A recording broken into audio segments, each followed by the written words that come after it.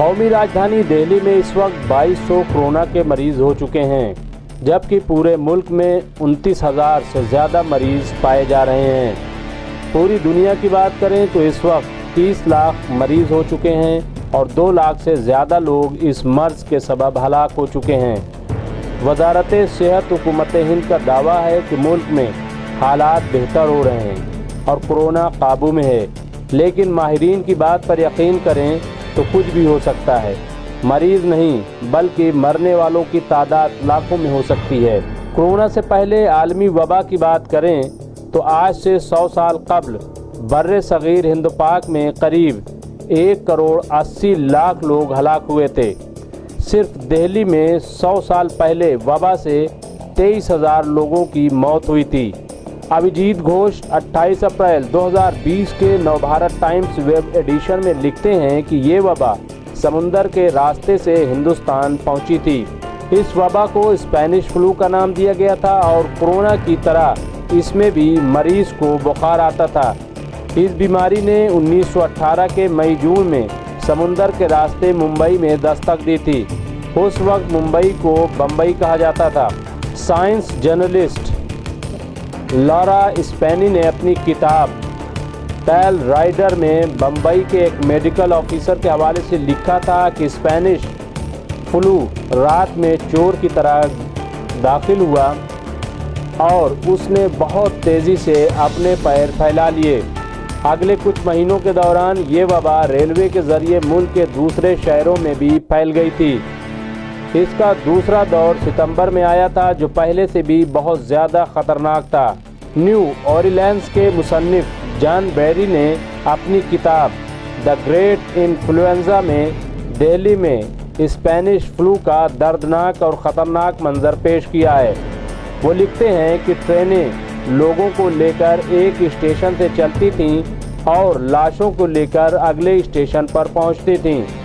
دہلی کے ایک اسپتال نے انفلوئنزا کے 13,190 مریضوں کا علاج کیا گیا تھا، جن میں سے 7,044 کی موت ہو گئی تھی۔ ایسی مشکل گھڑی میں دہلی کے چیف کمشنر ولیم میل کم ہیلی نے شہر کو اپنے حال پر چھوڑ دیا تھا اور اگست سے 3 مہینے کی چھٹی پر چلے گئے تھے۔ اس دوران انہوں نے جاپان کا سفر کیا تھا۔ ہیلی کی سوانح لکھنے والے مصنف ڈبلیو سیل نے ہیلی اے اسٹڈی ان برٹش امپیریلزم میں لکھا ہے، کچھ وقت تک مچھلی تڑپنے کے بعد ہیلی کوریا اور شمالی چین سے ہوتے ہوئے دہلی واپس لوٹے تھے۔ دہلی میں ایک سڑک کا نام ہیلی روڈ رکھا گیا ہے۔ ہیلی اکتوبر کے درمیان دہلی پہنچے تھے۔ انہوں نے 19 اکتوبر 1918 کو لارڈ چیمسفورڈ کو لکھا تھا، دہلی انفلوئنزا سے کرا رہی ہے۔ یہ ایسی بیماری ہے جسے نظر انداز نہیں کیا جائے ورنہ یہ خطرناک ہو سکتی ہے۔ کل اس کی وجہ سے 264 لوگوں کی موت ہو چکی ہے۔ شہر میں تقریباً ہر کوئی اس بیماری کی زد میں ہے۔ 7 نومبر 1918 کو دی ٹائمز آف انڈیا نے اسپینش فلو وبا پر ہیلی کے 5 نومبر کا ایک خط شائع کیا تھا، جس میں انہوں نے کہا تھا، اس وبا کی وجہ سے دہلی میں اب بھی بڑی تعداد میں لوگوں کی موت ہو رہی ہے، لیکن اس بات سے امید پیدا ہوتی ہے کہ اب اس میں یقینی طور پر کمی آ رہی ہے۔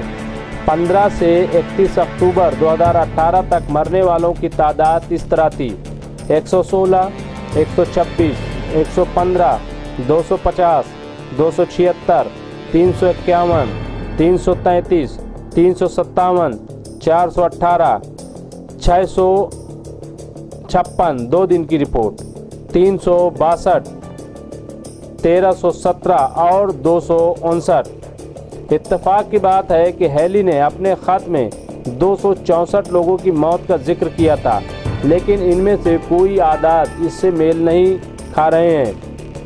1 نومبر کو مرنے والوں کی تعداد کم ہو کر 201 ہو گئی اور 2-3 نومبر کو 278 لوگ ہلاک ہوئے تھے۔ سیل نے لکھا ہے کہ برطانیہ ہندوستان کی راجدھانی میں قریب 23,000 لوگوں کی موت ہوئی تھی۔ ہیلی نے ساتھ میں یہ بھی لکھا ہے کہ اس وبا کی شروعات میں ہی مرنے والوں کی آخری رسومات کے لیے کیے گئے انتظامات متزلزل ہو گئے تھے۔ احمد علی نے اپنی کتاب ٹوائلائٹ ان دہلی میں اسپینش انفلوئنزا کے منظر کا تفصیل سے ذکر کیا ہے۔ وہ لکھتے ہیں کہ دہلی لاشوں کا شہر بن گئی تھی، جہاں کفن چور دھڑلے سے اپنا کام کرتے تھے، قبر کھودنے والوں نے اپنا محنتانہ اور کپڑا تاجروں نے کفن کی قیمت بڑھا دی تھی۔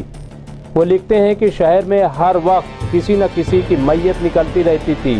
جلد ہی قبرستان میں جگہ کم ہو گئی تھی اور لاش کو سپرد خاک کرنے کے لیے 3 گز زمین تلاش کرنا مشکل ہو گیا تھا۔ جیتے جی کوئی سکون نہیں تھا اور ایسا لگ رہا تھا کہ مرنے کے بعد بھی کوئی سکون کی امید نہیں تھی۔ علی مزید لکھتے ہیں کہ اس معاملے میں ہندو قسمت والے تھے۔ وہ یمنا کے کنارے جاتے تھے اور لاش کی آخری رسومات ادا کرتے تھے اور راکھ پھینک دیتے تھے۔ کئی لاشوں کو تو کفن تک نصیب نہیں ہوا تھا، لیکن مرنے کے بعد اس کا کوئی مطلب نہیں تھا کہ آپ کا تن ڈھکا ہوا ہے یا نہیں، آپ کو جلا دیا گیا ہے یا گدھ کی خوراک بننے کے لیے چھوڑ دیا گیا ہے۔ تو ناظرین، یقیناً یہ ایک چونکانے والی رپورٹ ہے۔ یہ رپورٹ آج سے 100 سال پہلے کی ہے کہ جب دہلی میں صرف 23,000 لوگوں کی موت ہوئی تھی، لیکن اس وقت آج جیسے حالات نہیں تھے۔ آج جس طرح سے وبا کے دوران حکومت کی طرف سے اقدامات کیے جا رہے ہیں، شاید وہ اقدامات آج سے 100 سال پہلے نہیں کیے گئے۔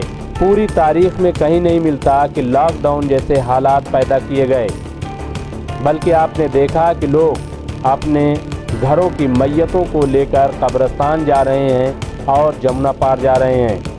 شاید یہ ریسرچ کا نتیجہ ہے کہ آج جب وبا پھیلی ہے تو لاک ڈاؤن کر دیا گیا ہے تاکہ ایک دوسرے کے ذریعے یہ فلو نہ پہنچے۔ ظاہر ہے اس سے یہ سبق ضرور ملتا ہے کہ ہمیں لاک ڈاؤن کا احترام کرنا چاہیے، ورنہ کہیں ایسا نہ ہو کہ جیسے آج سے 100 سال پہلے ہوا ہے۔